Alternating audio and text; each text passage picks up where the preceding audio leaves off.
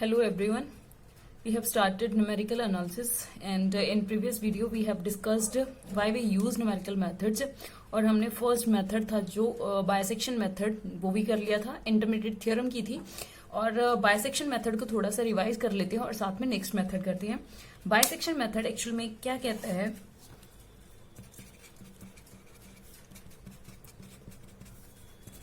Bisection method bisection method में क्या था, सबसे पहले तो क्वेश्चन बन सकता है इसके रेट ऑफ कन्वर्जेंस के ऊपर। वो हमने डिस्कस कर लिया था कि रेट ऑफ कन्वर्जेंस क्या होगा, रेट ऑफ कन्वर्जेंस या फिर इसको बोल देते हैं ऑर्डर ऑफ कन्वर्जेंस, वो होता है बायसेक्शन मेथड का 1। ठीक है, फर्स्ट क्वेश्चन तो ये हो सकता है। सेकंड क्वेश्चन बन सकता है उसमें, क्या ये मेथड हमेशा कन्वर्ज करता है? Yes, this method always converges. Converge करने का मतलब क्या है, क्या वो मेथड हमें सोल्यूशन प्रोवाइड करेगा या नहीं। ये मेथड हमेशा हमें सोल्यूशन प्रोवाइड करता है। ठीक है, थर्ड बन जाएगा, ये कभी भी डाइवर्ज नहीं होता। ऐसा कभी नहीं बनता कि एक बार क्वेश्चन को स्टार्ट करेंगे हम उसके आंसर तक नहीं पहुंच पाएंगे। ठीक है, ये कभी भी डाइवर्ज नहीं होता। यस, ये वाला मेथड कन्वर्ज करता है, हमें हमेशा सोल्यूशन प्रोवाइड करता है। इसका रेट ऑफ कन्वर्जेंस या फिर ऑर्डर ऑफ कन्वर्जेंस क्या है, इसका 1 है। 3 क्वेश्चन यही है मेन जो बनने वाले हैं। या फिर क्वेश्चन ऐसे हो सकता है कि आपने बायसेक्शन मेथड अप्लाई करना हो, क्योंकि इसका रूट फाइंड आउट करने के लिए नहीं बोल सकते, फाइनल आंसर फाइंड आउट करने के लिए नहीं बोल सकते। उसके लिए हो सकता है आपको 10 आइट्रेशंस तक सॉल्व करना पड़े, हो सकता है आपको 50 आइट्रेशंस तक भी सॉल्व करना पड़ सकता है। तो ऐसा नहीं होगा कि क्वेश्चन में डिमांड करेंगे आपको रूट फाइंड आउट करने की। ठीक है, तो इसके लिए ऐसा कुछ क्वेश्चन बन सकता है कि आपको 2 आइट्रेशन तक क्वेश्चन को सॉल्व करने के लिए बोल दें। कोई भी क्वेश्चन देकर 2 आइट्रेशन तक second root find out, second iteration के बाद जो एक्स की वैल्यू आएगी उसको फाइंड आउट करने के लिए बोल दें। तो हमने इसका मेथड ऑलरेडी डिस्कस कर लिया था लास्ट वीडियो में, कैसे हम इस मेथड को अप्लाई करते हैं। सबसे पहले तो हमारा फंक्शन जो है वो हमारा कंटिन्यूअस होना चाहिए था। क्या था, एफ जो था वो कंटिन्यूअस होना चाहिए था।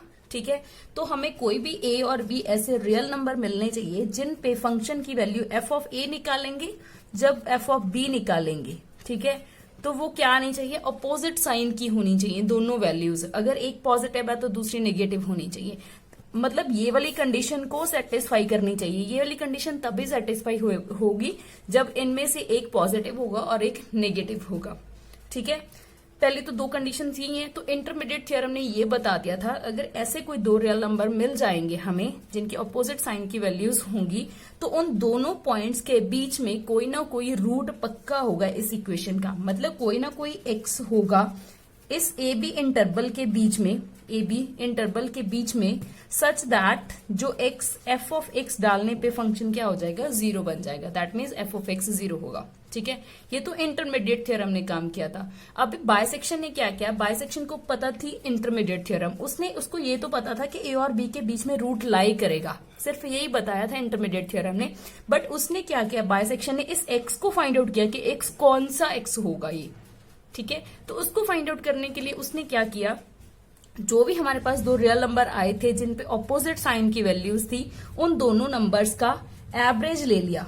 2 नंबर है तो डिवाइडेड बाय 2 हो जाएगा। तो जो x1 आया, इसको जो भी मतलब सॉल्व करेंगे, इसको सॉल्व करने के बाद कोई भी टर्म आएगी x1, जो भी x1 आया उसको फंक्शन में डाल के देखा उसने।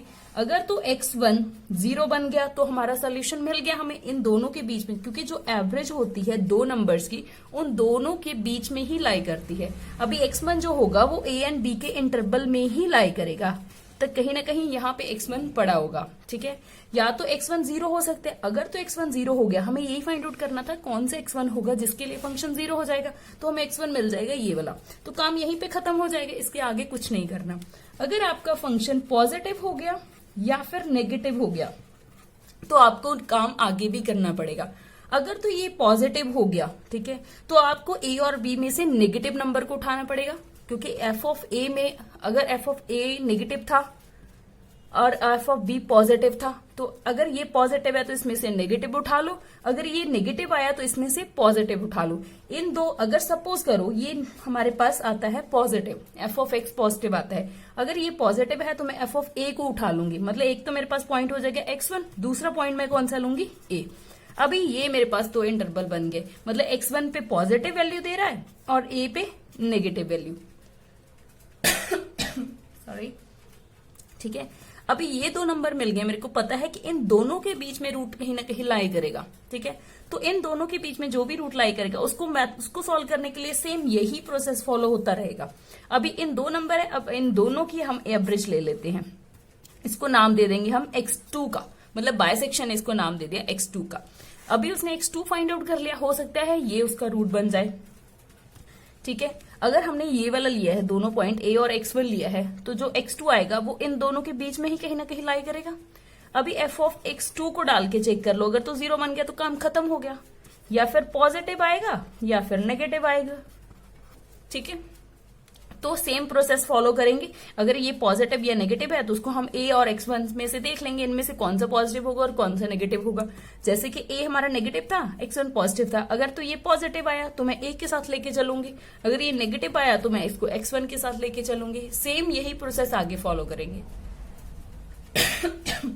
तो कहीं ना कहीं जाके कोई ना कोई एक्शन ऐसा मिल जाएगा मुझे जो अप्रोचेस टू 0 होगा, मतलब अगर ये एग्जैक्ट सोल्यूशन नहीं देगा तो अप्रोक्सीमेट सोल्यूशन तो ये डेफिनेटली दे देगा, ठीक है। और इसका हमने एरर डिस्कस किया था, एरर को ऐसे लिखते हैं, इसके बाइसेक्शन के एरर को, ठीक है। वैसे एरर का जो जनरल फॉर्मूला होता है वो होता है en+1 is directly proportional to en⁻p। जो a होना चाहिए, ये वाला भी क्वेश्चन बन सकता है, जो a होना चाहिए उसका मॉड हमेशा <1 होना चाहिए, तब भी हमारा मेथड कन्वर्ज कर रहा है। अगर ये हमारा अगर a 1 के इक्वल भी हो गया, मतलब जो एरर एक्चुअली क्या है, error is the difference between the root and the terms. जो भी हमारा सपोज रूट हमारा यहाँ कहीं लाई कर रहा है, जो x है वो कहीं यहाँ पे लाई कर रहा है सपोज, ठीक है। तो a का इससे डिफरेंस जो होगा वो उसका एरर होगा, और इसका जो b से डिफरेंस होगा वो भी इसका एरर होगा। जब हम रूट के क्लोज आते जाएंगे, छोटे से छोटा इंटरवल करते जाएंगे, तो हमारा एरर जो है वो कम होता जाएगा। पहले ये वाला था, इतना बड़ा था, अभी अगर हमने x फाइंड आउट कर लिया तो सिर्फ एरर हमारे पास इतना रह गया, ठीक है। तो एरर हमेशा कम होता जाएगा। अगर आपका एरर कहीं पे आके बढ़ रहा है तो इसका मतलब ये है कि आपका क्वेश्चन गलत है, आप गलत डायरेक्शन में जा रहे हो। और a हमारा क्या होना चाहिए, हमेशा <1। अगर ये 1 भी हो जाएगा, दैट मीन्स जो हमने प्रीवियस टर्म निकाली और ये टर्म निकाली, मतलब दोनों में एरर सेम आ रहा है, बट एरर तो हमारा कम होना चाहिए था, ठीक है। इसलिए हमने इसके मॉड को <1 लिया। और बाइसेक्शन में a की वैल्यू क्या होती है, 1/2, ठीक है।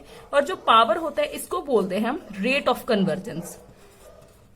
पावर को, यहाँ पे पावर कितनी है, 1, तो बाइसेक्शन का rate of convergence is 1 and a की वैल्यू क्या हो जाएगी, हाफ। अगर क्वेश्चन बन सकते हैं तो इसी पे ही बनेंगे, अदरवाइज बाइसेक्शन में और कोई क्वेश्चन नहीं बनेगा।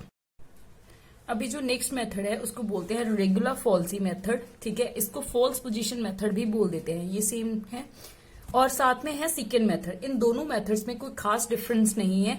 अगर हम इसको अलग अलग करेंगे तो आपको अच्छे से क्लियर नहीं होगा, इसलिए हम इन दोनों को साथ साथ में लेके चलेंगे, ठीक है। तो रेगुलर फॉल्सी मेथड में सबसे पहले वही कंडीशन है, f(x) जो हमारे पास इक्वेशन गिवन है उसमें जो f पड़ा है वो हमारे पास क्या होना चाहिए, कंटिन्यूस है। ये सबसे इंपॉर्टेंट है, इस पे भी क्वेश्चन बन सकते हैं। रेगुलर फॉल्सी में जो फंक्शन है क्या वो कंटिन्यूस होना चाहिए या नहीं। तो ये फंक्शन रेगुलर फॉल्सी हो या फिर सेकंड मेथड हो या फिर हो बाइसेक्शन मेथड, इन सब में जो फंक्शन गिवन है वो सबसे पहले तो कंटिन्यूस फंक्शन होना चाहिए, ठीक है। उसके बाद हमें वही 2 a b रियल नंबर मिल जाएंगे जिन पे ये वाली कंडीशन सेटिस्फाई हो रही होगी। ऐसे 2 नंबर ढूंढ लेंगे हम जिन पे एक पे पॉजिटिव एक पे नेगेटिव रिस्पॉन्स दे रहा होगा फंक्शन, तो दोनों की प्रोडक्ट करने पे वो नेगेटिव देगा, ठीक है।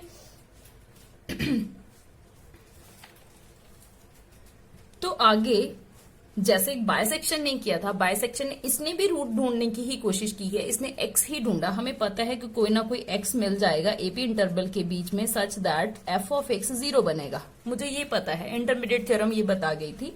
अब उसके बाद इन्होंने काम किया था एक्स को ढूंढने पे, कौन सा एक्स होगा जिसपे ये इक्वेशन 0 बनेगी या इसका सोल्यूशन बन रहा होगा एक्स। तो बायसेक्शन ने किया था, बायसेक्शन ने इन दोनों पॉइंट्स की एवरेज ली थी, उसके साथ नेक्स्ट पॉइंट निकाला था, पॉजिटिव नेगेटिव देखा था, उसके अकॉर्डिंगली आइट्रेशंस आगे बढ़ गई थी। ठीक है, तो इसने क्या किया, अगर हम देखें, ये कोई ग्राफ ले लिया हमने, ये कोई ए पॉइंट है, ये वैल्यू हो जाएगी हमारे पास ए एंड एफ ऑफ ए। ठीक है, ये हमारे पास कोई बी पॉइंट है, इसकी वैल्यू हो जाएगी B of F of B. ठीक है, ये बी है, ये कोई ग्राफ है, ये कंटिन्यूस है, तो ऐसे होगा। एक्चुअल में हमें फाइंड आउट क्या करना है, ये वाला पॉइंट फाइंड आउट करना है, यही करना है हमें, क्योंकि कौन सी वैल्यू है जिसपे ये एक्स एक्स को कट करके जा रहा है, जिस वैल्यू पे एक्स एक्स को कट करके जाएगा वही इसका सोल्यूशन बनेगा। एक्चुअल में हमें फाइंड आउट करना है ये पॉइंट कौन सा होगा। ठीक है, तो उसके लिए बायसेक्शन ने क्या किया था, इन दोनों पॉइंट्स का एवरेज लिया था और रूट के क्लोज गए थे वो। ठीक है, अभी इन्होंने क्या किया, इन दोनों पॉइंट्स को एक स्ट्रेट लाइन से ज्वाइन कर दिया। अगर इन दोनों पॉइंट्स को स्ट्रेट लाइन से ज्वाइन करें ऐसे, दोनों पॉइंट्स को एक स्ट्रेट लाइन से ज्वाइन कर दिया। अब मुझे पता है कोई भी दो पॉइंट्स हैं, अगर उनके बीच में एक स्ट्रेट लाइन से ज्वाइन हुए हैं तो हम equation of that straight line find out कर सकते हैं। सॉरी, जब हमें दो पॉइंट्स गिवन होंगे तो हम उसकी इक्वेशन, जो उसके स्ट्रेट लाइन से ज्वाइन हुए हैं दोनों पॉइंट्स, उसकी हम इक्वेशन को फाइंड आउट कर सकते हैं। वो कैसे, y minus y1 is F of A equals to slope होता है, दो पॉइंट्स गिवन हो तो स्लोप क्या हो जाता है, y2 minus y1 upon x2 minus x1 into x minus x1 is a। ठीक है, ये वाला। अभी एक्चुअल में हमें फाइंड आउट क्या करना है, ये वाला पॉइंट, क्योंकि ये वाला पॉइंट और इस पॉइंट के क्लोज होगा, हमें ये वाला पॉइंट देखना है कि कौन सा पॉइंट बनेगा। उसने क्या किया, देखो ये वाला पॉइंट x1 की तो कोई ना कोई वैल्यू होगी, यहाँ पे कुछ ना कुछ तो वैल्यू होगी x की, और y का पॉइंट यहाँ पे डेफिनेटली क्या है, 0 है। तो इसने क्या किया, यहाँ इस इक्वेशन में अगर मुझे इस पॉइंट को फाइंड आउट करना है, x को डाल दिया x1 और y को डाल दिया 0। अगर आप y को 0 डालोगे, यहाँ पे x1 हो जाएगा, तो आप x1 की वैल्यू निकाल लोगे। तो x1 की वैल्यू क्या आएगी, आप इसको सॉल्व करके देख लेना, a times f of b minus b times f of a upon f of b minus F of a बन जाएगी। ठीक है, y को 0 डाल दिया, ये वाला पॉइंट, ठीक है, और x को x1 डाल दिया, तो मुझे x1 की वैल्यू मिल गई ये। ठीक है, अभी उसने क्या किया, इसको सॉल्व करके कोई ना कोई नंबर मिलेगा। उसने इसको फंक्शन में डाल के चेक किया, या तो 0 बनेगा, अगर तो ये 0 बन गया तो काम खत्म हो गया यहाँ पे। अगर ये पॉजिटिव बना या फिर ये नेगेटिव बनेगा, ये तीन कंडीशंस हो सकती है इसके पास। इसने या तो ये पॉजिटिव, अगर तो 0 बन गया तो काम खत्म, इसके आगे कुछ नहीं करना। अगर ये पॉजिटिव या नेगेटिव हुआ तो उसके हमें देखना पड़ेगा। अगर ये पॉजिटिव है तो उसमें से हमें नेगेटिव कंडीशन उठानी पड़ेगी एफ ऑफ ए और एफ ऑफ बी में से। अगर ये नेगेटिव था तो उसमें से हमें पॉजिटिव लेना पड़ेगा। अगर इसको देखें तो ये यहां जा रहा है, मतलब ये तो नेगेटिव है इस कंडीशन में, अगर इस ग्राफ के अकॉर्डिंगली देखें। ठीक है, तो उसने क्या किया, जो भी पॉइंट लिया, अगर हमने ये नेगेटिव वाली कंडीशन उठा ली कि x1 पे वैल्यू जो फंक्शन की आएगी वो नेगेटिव आएगी, तो उसने क्या किया, और पॉजिटिव वाला पॉइंट उठाएगा भी, वो पॉजिटिव वाला पॉइंट उठाया और इस पॉइंट को, दोनों को आपस में ज्वाइन कर दिया। मतलब जो भी पॉइंट आता जाएगा उससे आप इक्वेशंस, लाइन, स्ट्रेट लाइन बनाते जाओगे और स्ट्रेट लाइन की इक्वेशन फाइंड आउट करते जाओगे। ठीक है, अभी अगर ये x1 है, फंक्शन में डालने के बाद इसकी वैल्यू आएगी एफ ऑफ x1, मतलब ये वाली। अभी हमारे पास एक पॉइंट है a एफ ऑफ ए और सेकेंड पॉइंट है x1 एफ ऑफ x1। अभी इन दोनों पॉइंट्स एक स्ट्रेट लाइन को ज्वाइन किया हुआ है। ठीक है, तो इसको हम इक्वेशन फाइंड आउट कर सकते हैं, इसकी इक्वेशन फाइंड आउट कर सकते हैं। जिस पॉइंट से ये कट किया है यहाँ पे, ये बन जाएगा हमारा x2 और y की वैल्यू यहाँ पे 0 बनेगी। ठीक है, तो इन दोनों पॉइंट से हम equation of straight line find out कर लेते हैं पहले। वो क्या बनेगी, y minus F of a which is equal to f of x1 minus F of a upon x1 minus a x minus a. ठीक है, ये वाली इक्वेशन बन गई। अभी हमें क्या करना है, ये वाला पॉइंट फाइंड आउट करना है। ये वाला पॉइंट फाइंड आउट करने के लिए हम क्या करेंगे, x को x2 डाल देंगे और y को 0। x को अगर x2 डालोगे, y को 0 डाल दोगे तो आपके पास एक x2 की वैल्यू मिल जाएगी। सिमिलरली ऐसे ही आप करते जाओगे आगे आगे। x2 को फंक्शन में डाल के देखोगे, अगर तो 0 आ गया काम खत्म हो जाएगा, अगर पॉजिटिव आ गया या फिर नेगेटिव आ गया उसके अकॉर्डिंगली आप प्रीवियसली देख लोगे पहले आपके पास क्या आया हुआ था, ठीक है। तो आगे आगे ऐसे करते जाओगे तो आपको रूट मिल जाएंगे एंड में जाने के। तो सेकेंड मेथड में क्या होता है एक्चुअल में, सेकेंड मेथड ने यही सारा स्टेप करना था, फंक्शन कॉन्टिन्यूस होना चाहिए था, ए और बी ऐसे मिलेंगे जो इनकी प्रोडक्ट नेगेटिव होनी चाहिए थी, तो पक्का पता है कोई ना कोई एक्स मिल जाएगा ए बी इंटरवल में such that F of x is 0 होगा। तो उसने भी वही काम किया था, इन दो पॉइंट्स को स्ट्रेट लाइन से ज्वाइन ही किया था, ठीक है। उसने ये वाला पॉइंट यहां तक पहुंचने तक बिल्कुल सेम है उसका प्रोसेस। इसके बाद उसने क्या किया, सबसे पहले एफ ऑफ ए निकाला, एफ ऑफ बी निकाला, इन दोनों से मेरे पास x1 आ जाएगा, एफ ऑफ x1, ठीक है। तो उसने क्या किया, एफ ऑफ x1 निकालने के बाद उसने ये वाली चीज नहीं देखी, अगर तो 0 बन गया फिर तो ठीक है, उसने पॉजिटिव और नेगेटिव नहीं देखा।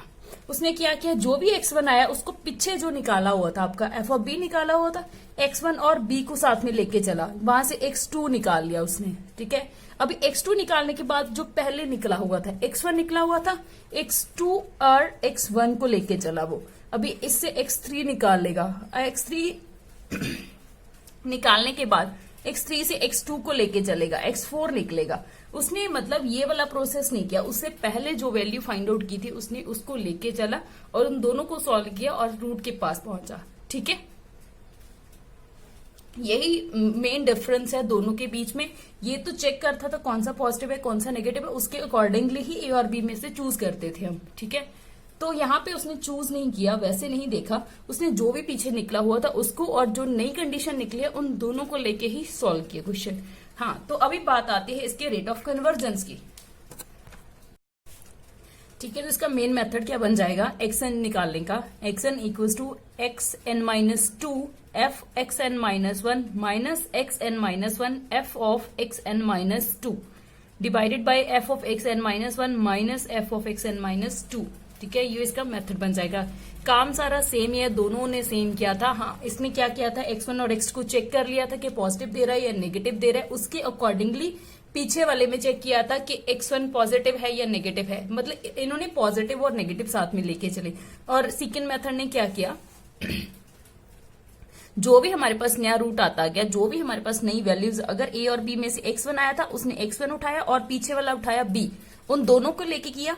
तो मतलब जो भी नया रूट होगा वो इस इंटरवल में लाई करेगा, x2 लाई करेगा इसमें। अभी उन्होंने जो x2 निकाला, x2 और x1 को ले लिया, इसमें क्या होगा, x3 लाई करेगा इसमें, ठीक है। तो x3 और x2 को लेके चले तो x4 इसमें लाई करेगा। जब तक हम रूट के पास नहीं पहुंचते उन्होंने ये वाला प्रोसेस कंटिन्यू किया था और इसके लिए मेन मेथड बन जाएगा ये।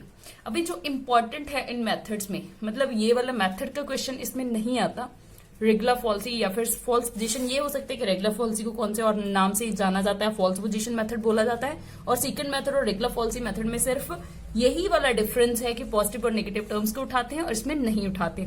तो इसका रेट ऑफ कन्वर्जेंस पे ही क्वेश्चन बनेगा जो इंपॉर्टेंट बनेगा। Rate of convergence regular falsies method का होता है 1, ठीक है। Rate of convergence regular falsies का होता है 1 और सेकेंड मेथड का होता है 1 प्लस स्क्वायर रूट ऑफ 5/2, ठीक है। तो इस जो 1 प्लस स्क्वायर रूट ऑफ 5/2 है इसको गोल्डन रेशियो भी बोल देते हैं। समटाइम्स ये वाला क्वेश्चन भी पूछा जा सकता है कि गोल्डन रेशियो क्या होती है, ठीक है। कौन से मेथड में, कौन से मेथड के रेट ऑफ कन्वर्जेंस को गोल्डन रेशियो बोला जाता है, गोल्डन रेशियो की वैल्यू क्या है, या फिर सेकंड मेथड का रेट ऑफ कन्वर्जेंस क्या है, ये वाला क्वेश्चन बन सकता है, ठीक है। तो हमने कर लिया है। अभी बाइसेक्शन मेथड का रेट ऑफ कन्वर्जेंस 1 होता है, रेगुलर फॉल्सी या फिर फॉल्स पोजीशन मेथड का रेट ऑफ कन्वर्जेंस भी 1 होता है, सेकंड मेथड का रेट ऑफ कन्वर्जेंस होता है 1 प्लस स्क्वायर रूट ऑफ 5/2, ठीक है। तो ये वाले मेन क्वेश्चन है इसमें जो बनने वाले हैं। मेथड के अकॉर्डिंगली मेथड या रूट फाइंड आउट करके नहीं होगा, जो भी होगा रेट ऑफ कन्वर्जेंस के ऊपर ही होगा इन दोनों मेथड्स में, ठीक है।